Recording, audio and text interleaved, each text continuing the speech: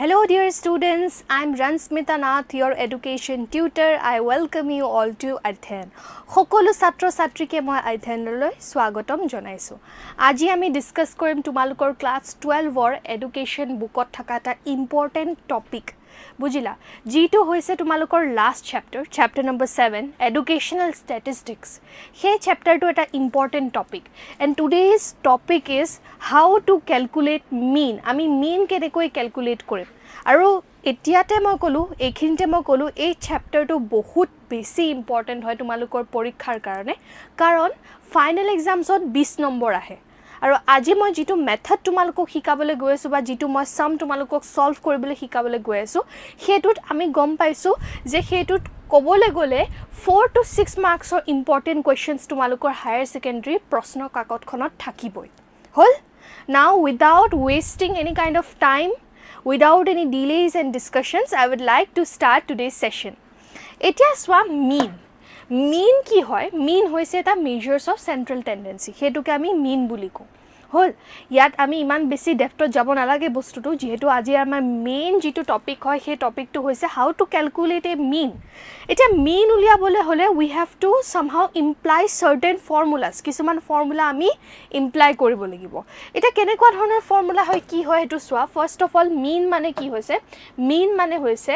যে আমি যেতিয়া যিকোনো এটা ডাটা suppose বহুত কেটা ডাটা আছে suppose মই ধৰি ললো বহুত কেটা ডাটা ইন দা সেন্স যে এটা ক্লাসৰুমত কিমান সোৱালি আছে আৰু কিমান লৰা আছে হেনেকুৱা ধৰণৰ মই ডাটা ধৰি ললো হল হেতু অনুসৰি আমি এটা নাম্বাৰ পালো আৰু সেই নাম্বাৰটো পৰা আমি যেতিয়া এভাৰেজটো উলিয়াম হেতুকে আমি মিন বুলি কও মিন মানে সদায় এটো মনত ৰাখিবা average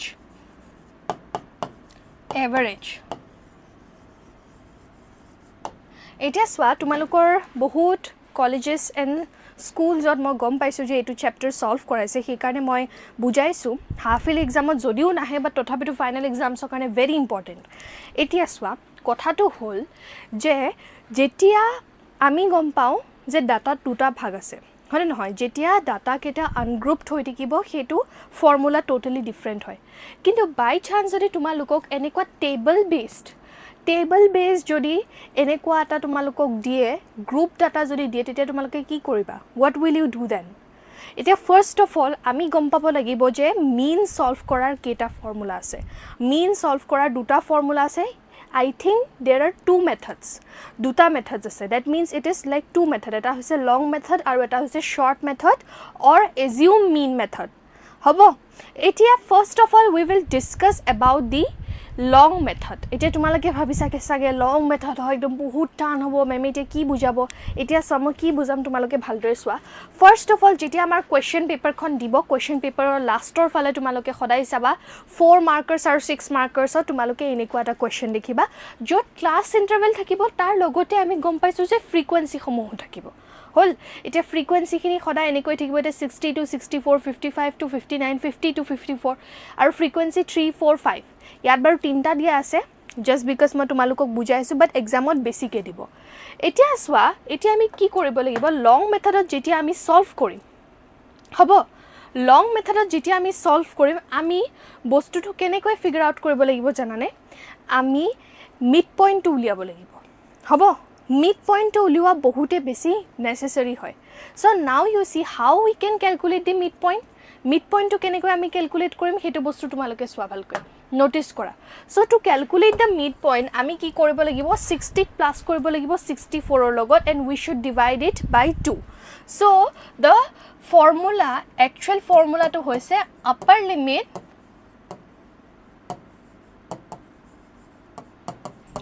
limit plus lower limit divided by 2 তাৰ মানে এটো হৈছে যে upper limit to a class interval to হৈছে 64 আৰু lower limit to হৈছে 60 that means that 64 plus 60 divided by 2 তেতিয়া আমাৰ আনসাৰটো কিমান ওলাব আমাৰ মিড পইণ্টটো 62 ওলাব so this is our first thing যেটো আমি ফিগাৰ আউট কৰিব লাগিব গম পালা এতিয়া যেনেকৈ টেবলখন দিব আমি তিনটা ঘৰ বনাব লাগিব এটা হৈছে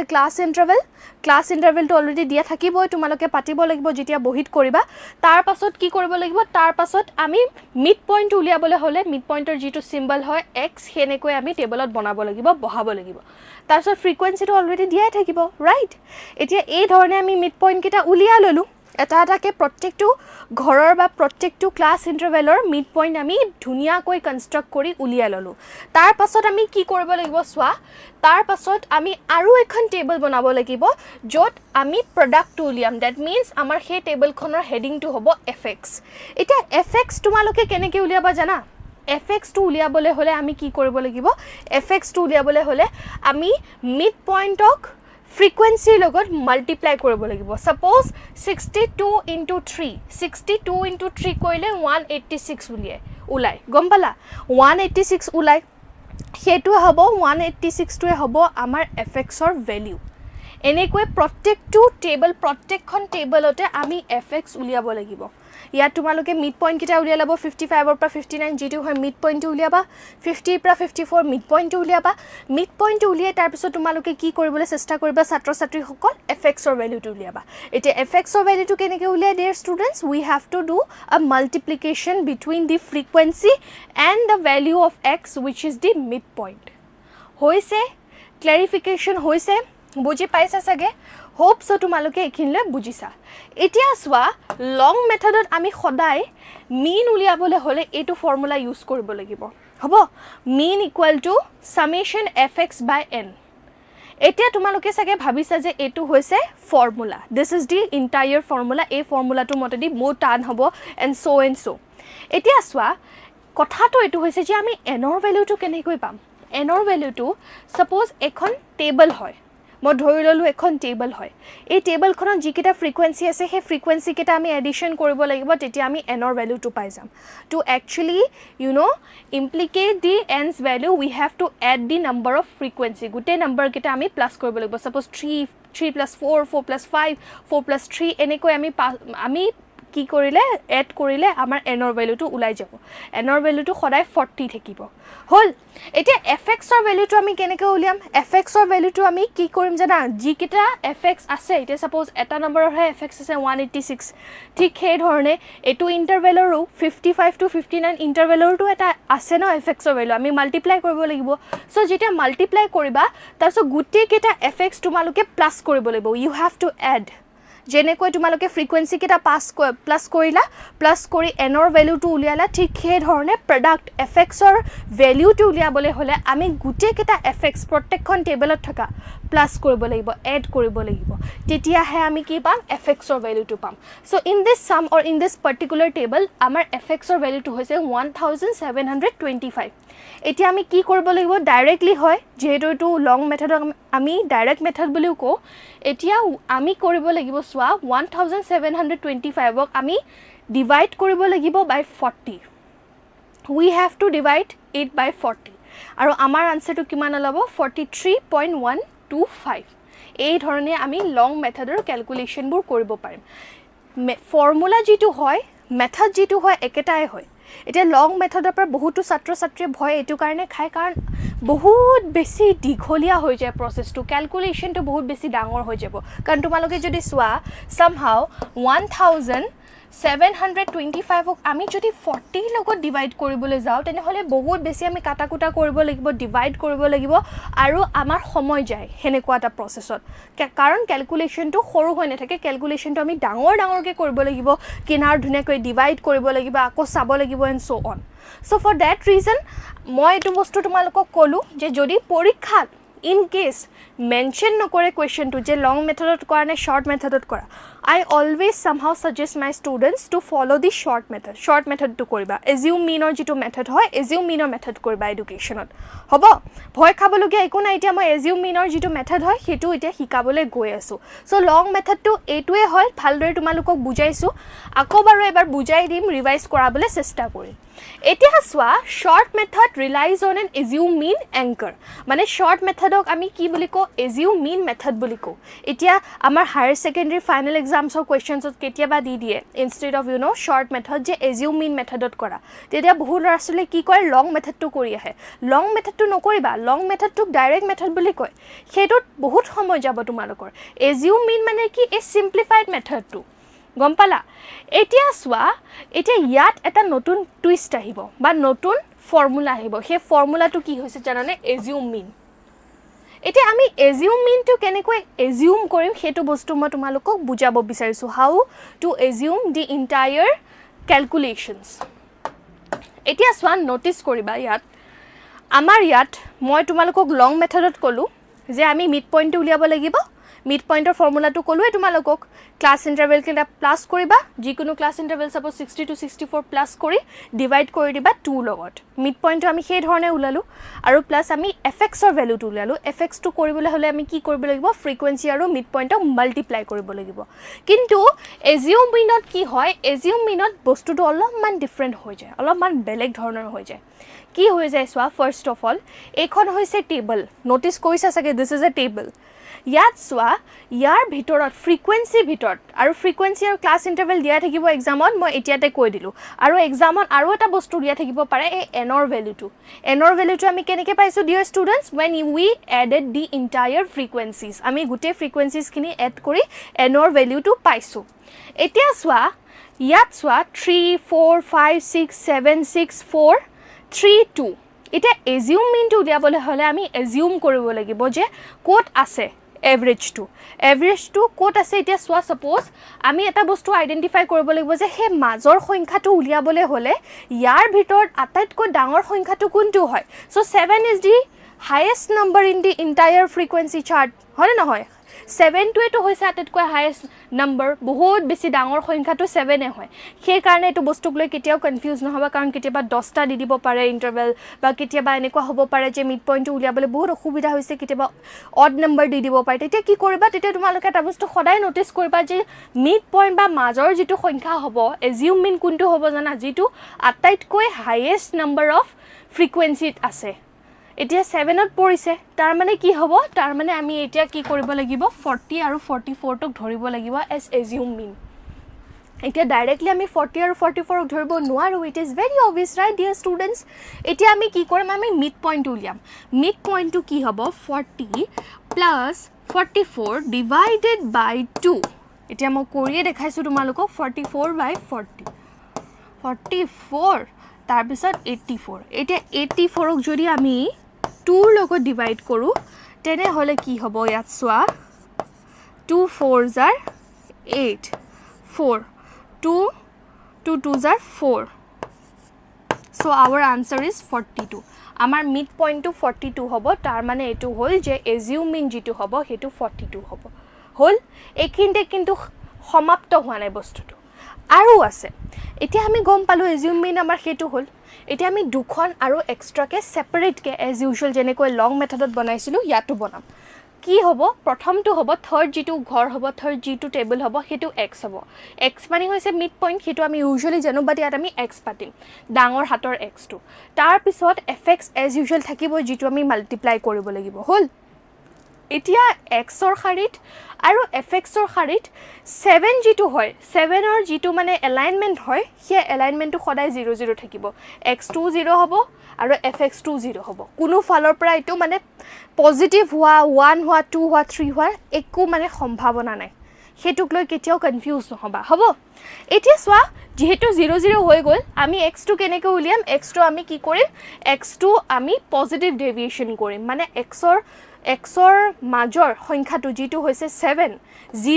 0ৰ পৰা যিখিনি ওপৰৰ সংখ্যা হয় সেইখিনি সদায় প্লাছত আহিব +1 +2 +3 +4 এনেকৈ যাব আৰু 0ৰ পৰা তলৰ যিখিনি সংখ্যা হয় সেইখিনি সদায় মাইনাছত আহিব এইটো আহিবই যেতিয়া এজিউম মিন সলভ কৰিবা এইটো প্ৰচেছ ভালদৰে মনত ৰাখিবা -1 -2 -3 আৰু -4 হ'ল